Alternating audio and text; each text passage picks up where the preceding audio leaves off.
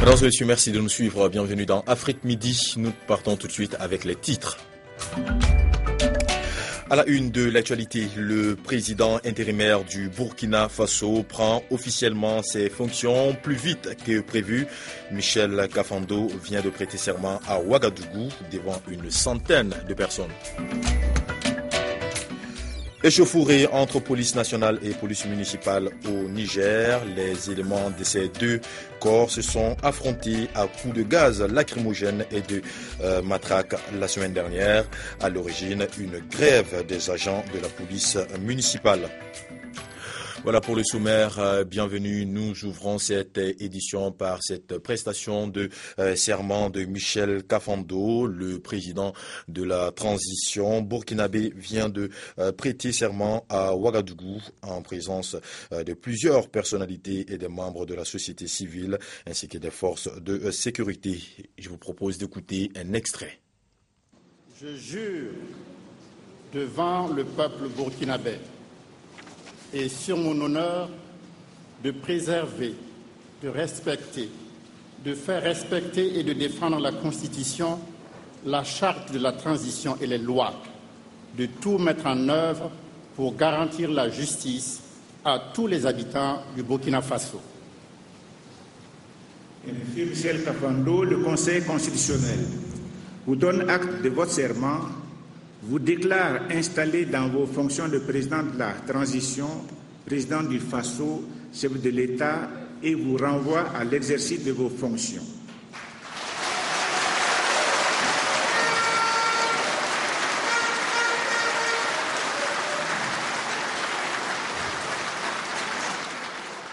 Michel Kafando, qui prend ainsi officiellement ses fonctions, a été désigné le dimanche dernier par le collège de désignation grâce au consensus qui s'est dégagé autour de sa personne. Revenons sur cette soirée de dimanche 16 novembre avec nos envoyés spéciaux Abdoulaye Bari et Bakary Kienou.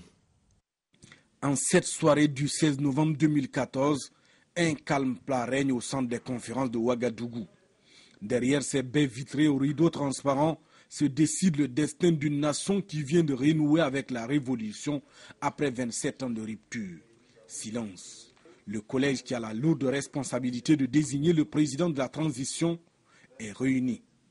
Pendant ce temps, un bataillon de journalistes et de caméramens campe, prêts à bondir sur le premier venu. Dans une autre salle, 3 personnes méditent. Joséphine Ouedraogo, une ancienne ministre du président Thomas Sankara, Chérif Si, un grand journaliste au pays des hommes intègres, et Michel Kafando, un ancien diplomate. C'est parmi les 3 que sera choisi le président de la transition. Chacun passera à son tour devant le collège pour un grand oral à huis clos. Il est bientôt 4 heures du matin. Réuni depuis 19 heures, le collège vient de boucler son travail. L'heure est à la délibération. Les 3 candidats sont face au collège. La concentration est à son comble. Ici, on tente de griffonner quelques notes pour dominer son tract. Enfin, la délivrance. C'est le candidat Michel Kafando que nous avons retenu par consensus pour être chef d'État de la transition. Ainsi donc, c'est lui, Michel Kafando, qui va diriger le Burkina jusqu'aux prochaines élections. Nous ne ménageons aucun effort pour relever le défi.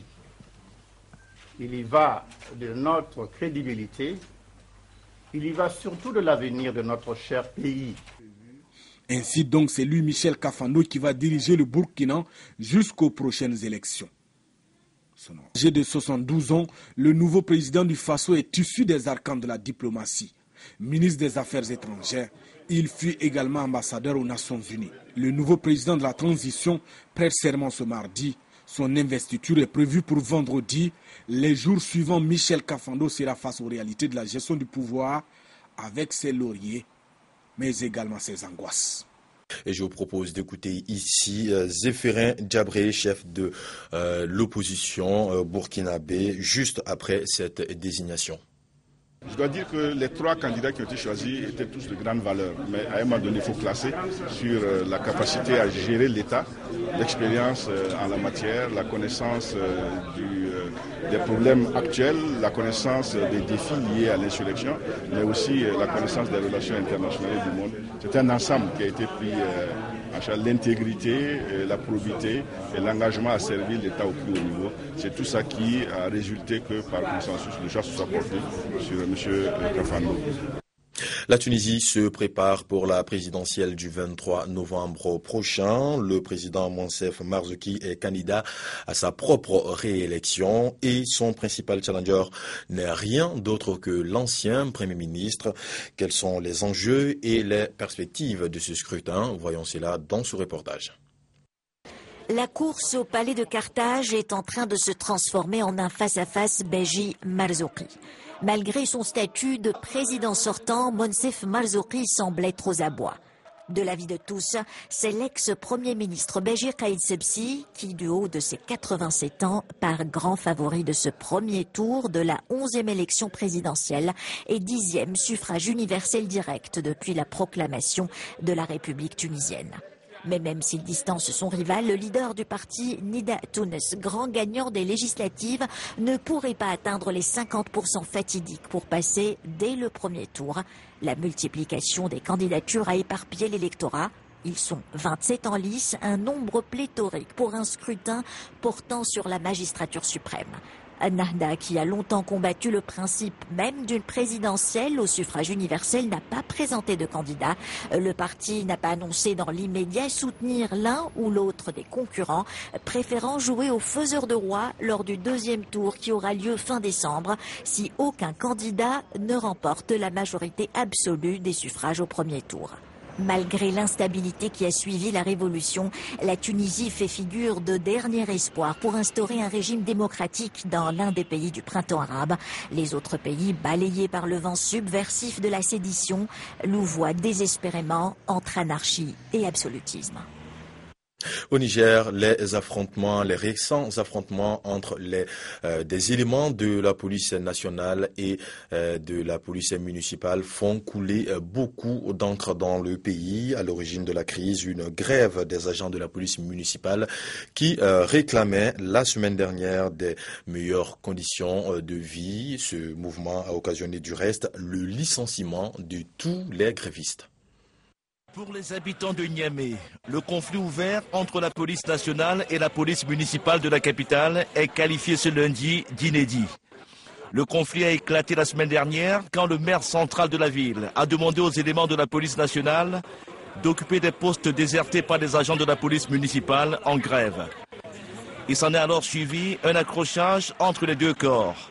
Un accrochage au cours duquel des tirs à balles réelles auraient été effectués.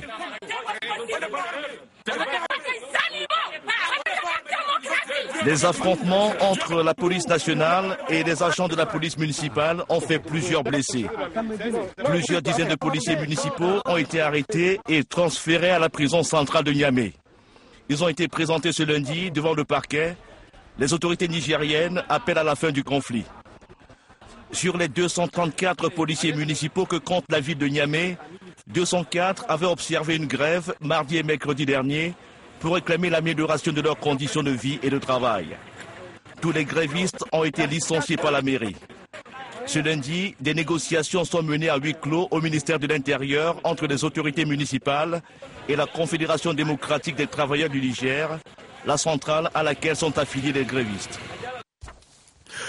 On continue dans cette édition Justice et État de droit. La problématique est posée par l'Association des juridictions de cassation des pays francophones, organisée en collaboration avec l'OIF. La rencontre qui se tient à Dakar, au Sénégal, s'inscrit dans le cadre des manifestations en prélude au 15e sommet de la francophonie.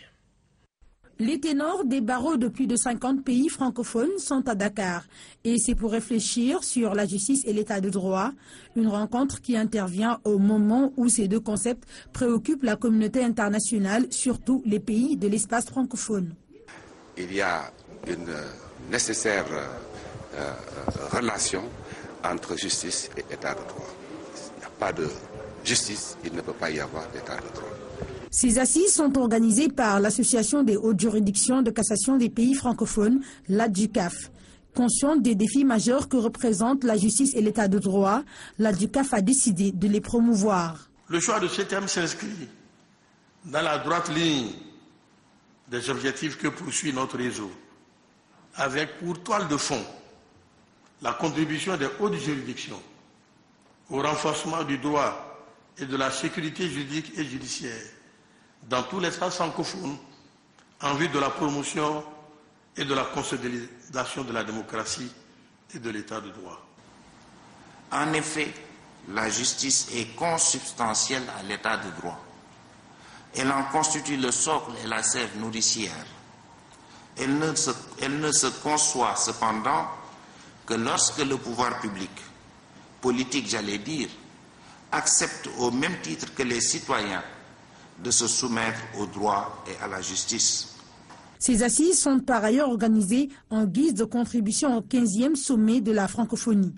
Ces acteurs souhaitent qu'à l'issue de cette rencontre, les solutions qui seront proposées soient porteuses d'espoir pour tous ceux qui croient en l'état de droit.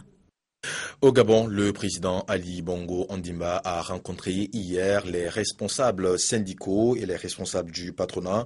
Au menu des échanges, il s'agissait d'instaurer un dialogue social, ceci dans un esprit républicain. C'est en sa qualité d'homme d'ouverture et de dialogue que le président de la République, chef de l'État, Ali Bongo Ondimba, a reçu les responsables syndicaux et ceux du patronat dans la salle d'apparat du palais de la présidence de la République. Une invitation qui s'inscrit dans le cadre des consultations périodiques que le chef de l'État a toujours eues avec toutes les forces vives de la nation.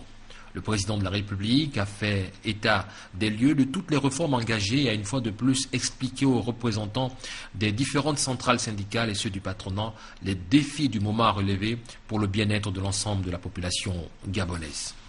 Un dialogue que je veux franc, constructif, sincère, dépourvu d'arrière-pensée entre partenaires ayant en partage le sens élevé de la nation. Il ne s'agit donc pas, comme pourraient l'imaginer certains esprits mal intentionnés, d'un exercice imposé par je ne sais quelle circonstance politicienne ou conjoncturelle, mais bien de mon engagement à échanger en temps voulu avec les forces vives de la nation dont vous êtes ici une partie de la représentation. Il faut discuter. Celui-ci doit permettre, entre autres, d'aboutir, autant que faire se peut, à l'amélioration du niveau des salaires des agents publics, l'harmonisation des primes, des gratifications et avantages en nature, l'incitation des agents publics à de meilleures performances, l'amélioration des pensions de retraite. Le chef de l'État a indiqué également que la demande sociale doit se faire dans un esprit républicain. À chaque droit correspond un devoir. Il a aussi invité le gouvernement à être innovant pour donner la possibilité à tous les Gabonais de participer au développement du pays. Le président de la République du Mali, Ibrahim Boubacar Keïta, s'est rendu hier à Kourimale, à la frontière guinéenne avec le Mali. Cette visite du chef de l'État fait suite à l'épidémie de la fièvre hémorragique Ebola qui secoue le pays depuis quelque temps, avec 4 cas de contamination détectés, dont 3 sont décédés et 1 actuellement en traitement. Les autorités ont décidé de prendre le taureau par les cornes pour conjurer cette maladie hors du territoire. À présent, écoutons le message du président de la République du Mali au micro de nos envoyés spéciaux Daouda Kamaté et Ramassissi. L'Ebola est une réalité. L'Ebola nous a coûté très très cher. Près de 4500 victimes. Tel est le triste bilan de ce fléau dans notre sous-région, qui ne connaissait pas la fièvre, la virus Ebola. D'autres régions ne connaissaient pas cette fièvre-là. Et c'est invité dans la zone forestière de Guinée de manière très inattendue. Aux environs du 21 mars, c'est le 22 mars, quand le gouvernement guinéen en a fait l'annonce comme il se doit, nous avons immédiatement réagi au niveau du gouvernement du Mali par la mise en place d'une structure pour en connaître et prendre les mesures idoines pour la conjurer. Cette célérité dans la prévention nous a valu de renforcer nos centres d'entrée, nos sites d'entrée, tels que Koulémalé. Patatras, le lendemain, ce fut la catastrophe. Nous apprenions qu'un patient qui avait séjourné dans une clinique privée était mort des suites de fièvre à virus Ebola. La suite est désormais connue pour que je revienne. Depuis ce temps à aujourd'hui, ceux commis pour lutter contre l'Ebola au Mali n'ont pas fermé l'œil. Voilà qui referme Afrique Midi. Merci de l'avoir suivi. Restez en notre compagnie. Nos programmes continuent. À demain.